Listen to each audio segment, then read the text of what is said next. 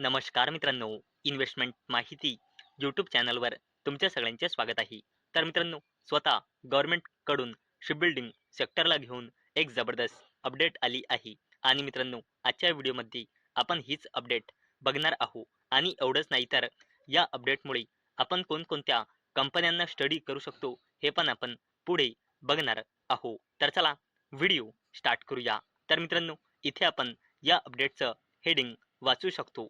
Government notify guideline for shipbuilding assistance development scheme with rupees 44,700 कोटी outlay. तर चला अपडेटला डिटेलमध्ये समजून घेऊया. तसेच अपडेटमुळे आपण कोणकोणत्या कंपन्यांना स्टडी करू शकतो ते पण आपण पुढे जाणून घेऊया. तर चला व्हिडिओ स्टार्ट करूया.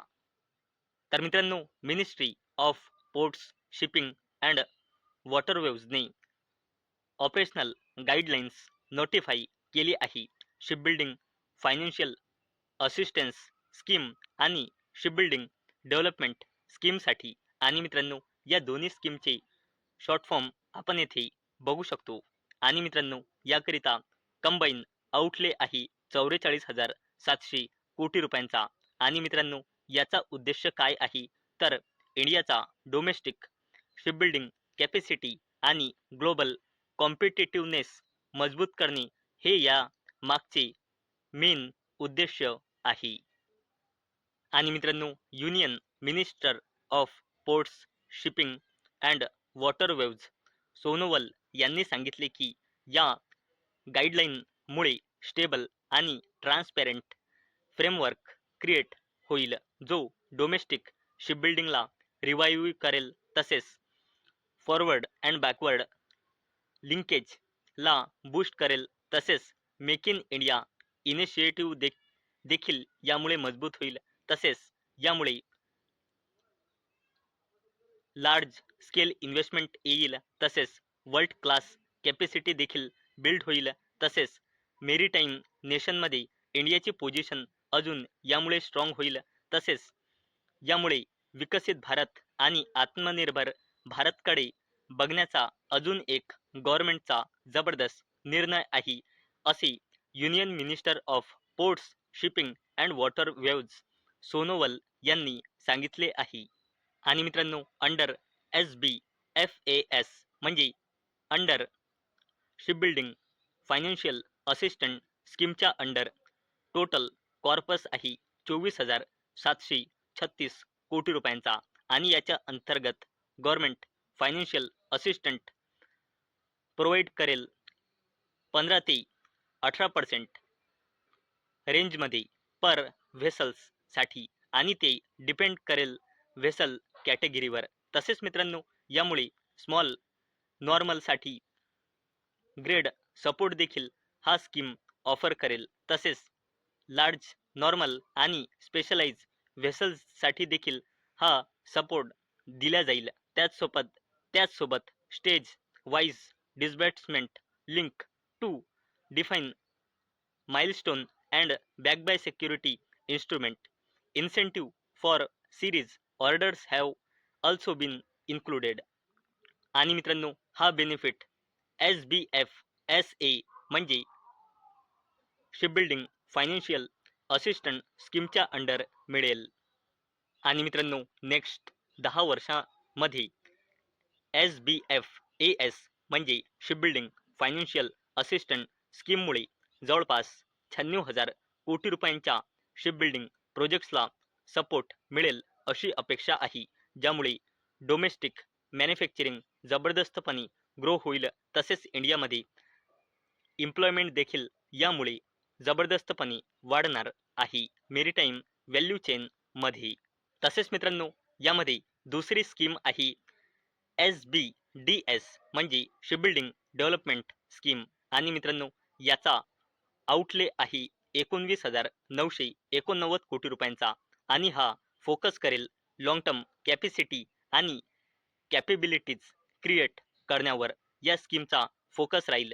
आणि मित्रांनो, हा प्रोव्हाइड करेल ग्रीनफील्ड शिपबिल्डिंग क्लस्टर्स डेव्हलपमेंट आणि expansion and modernisation of existing brownfield shipyard आणि India ship technology centre under the Indian maritime university establish करण्यासाठी हा प्रोव्हाइड करेल. तसेच support research design innovation and skill development करिता ही स्कीम सपोर्ट करेल आणि याचा आउटले आहे 19,989 कोटी रुपयांचा. तसेच मित्रांनो, या शिपबिल्डिंग डेव्हलपमेंट स्कीममध्ये अजून काय काय बेनिफिट आहे इथे आपण बघू शकतो. स्कीमच्या अंडर इन्क्लूड आहे credit risk coverage framework, government back insurance offer करेल. तसेच कोणासाठी प्री शिपमेंट पोस्ट शिपमेंट तसेच vendor default risk to improve project bankability and financial रेझिलियन्ससाठी हा शिपबिल्डिंग डेव्हलपमेंट स्कीम हे बेनिफिट देईल. आणि मित्रांनो, मिनिस्ट्रीच्या अकॉर्डिंग इंडियाचा कमर्शियल शिपबिल्डिंग कॅपॅसिटी 2047 पर्यंत जवळपास 4.5 million gross tonnage per annum पर्यंत वाढून पोहोचून जाईल अशी अपेक्षा आहे. आणि मित्रांनो, या ज्या बोथ स्कीम आहे जसे की SBFAS म्हणजे शिपबिल्डिंग फायनान्शियल असिस्टंट स्कीम आणि SBDC म्हणजे शिपबिल्डिंग डेव्हलपमेंट स्कीम, या व्हॅलिड राहील 31 मार्च 2036 पर्यंत. आणि अशी पण अपेक्षा आहे की या दोन्ही स्कीमला एक्सटेन्शन मिळू शकते 2047 पर्यंत.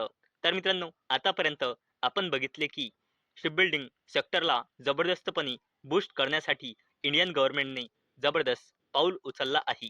तर चला मित्रांनो, आता आपण बघूया या अपडेटमुळे आपण कोणकोणत्या कंपन्यांना स्टडी करू शकतो. आणि मी आधीच क्लिअर करून देत आहे, हा व्हिडिओ मी फक्त एज्युकेशन आणि स्टडी पर्पजसाठी बनवत आहो. माझ्याकडून काहीही रेकमेंडेशन नाही की तुम्ही या स्टॉक्सना बाय करा, सेल करा किंवा होल्ड करा. तर मित्रांनो, या अपडेटमुळे आपण मॅझगॉन डॉक शिपबिल्डर्स लिमिटेड या कंपनीला स्टडी करू शकतो. आणि अवेलेबल डेटानुसार कंपनीमध्ये प्रमोटर्सची होल्डिंग आहे 81.22%, FISची होल्डिंग आहे 1.97%, DISची होल्डिंग आहे 5.65% आणि पब्लिकची होल्डिंग आहे 11.15%. आणि मित्रांनो, जर आपण याची प्रमोटर्स बघितले तर या कंपनीमध्ये प्रेसिडेंट ऑफ इंडियाची 81.22% हिस्सेदारी आहे, म्हणजे ही गव्हर्नमेंट कंपनी आहे. तसेच मित्रांनो, या अपडेटमुळे आपण कोचिन शिपयार्ड लिमिटेड या कंपनीला देखील स्टडी करू शकतो. आणि अवेलेबल डेटानुसार कंपनीमध्ये प्रमोटर्सची होल्डिंग आहे 67.91%, FISची होल्डिंग आहे 3.22%, DISची होल्डिंग आहे 6.48% आणि पब्लिकची होल्डिंग आहे 22.38%. आणि जर आपण या कंपनीचे प्रमोटर्स बघितले तर या कंपनीचे प्रमोटर्स देखील प्रेसिडेंट ऑफ इंडिया आहे आणि हिस्सेदारी आहे 67.91%, म्हणजे ही कंपनी देखील एक गव्हर्नमेंट कंपनी आहे. तसेच मित्रांनो, या अपडेटमुळे आपण garden rich shipbuilders and engineers limited या कंपनीला देखील स्टडी करू शकतो. आणि अवेलेबल डेटानुसार कंपनीमध्ये प्रमोटर्सची होल्डिंग आहे 74.50%, FISची होल्डिंग आहे 3.26%, DISची होल्डिंग आहे 1.99% आणि पब्लिकची होल्डिंग आहे 20.25%. आणि जर आपण या कंपनीचे देखील प्रमोटर्स बघितले तर या कंपनीमध्ये प्रेसिडेंट ऑफ इंडियाची 74.50% हिस्सेदारी आहे, म्हणजे ही सुद्धा गव्हर्नमेंट कंपनी आहे. तर मित्रांनो, आजच्या व्हिडिओमध्ये आपण सर्वात आधी बघितले की गव्हर्नमेंटने शिपबिल्डिंग सेक्टरला जबरदस्त बूस्ट देण्यासाठी जबरदस्त अनाउन्समेंट केली आहे. तसेच आपण या अपडेटमुळे कोणकोणत्या कंपन्यांना स्टडी करू शकतो हे पण आपण पुढे बघितले आहे. तर मित्रांनो, मला अपेक्षा आहे आजचा आपला व्हिडिओ तुम्हाला इन्फॉर्मेटिव्ह वाटला असेल. तर मित्रांनो, जर तुम्हाला हा व्हिडिओ इन्फॉर्मेटिव्ह वाटला असेल तर या व्हिडिओला लाईक करा आणि चॅनलला सबस्क्राईब करा. आणि मित्रांनो, आजचा आपला व्हिडिओ फक्त आणि फक्त एज्युकेशन पर्पजसाठी बनवलेला आहे. माझ्याकडून काहीही रेकमेंडेशन नाही की तुम्ही या स्टॉक्सना बाय करा, सेल करा किंवा होल्ड करा. तर चला भेटूया नेक्स्ट व्हिडिओमध्ये. तोपर्यंत टाटा, बाय बाय.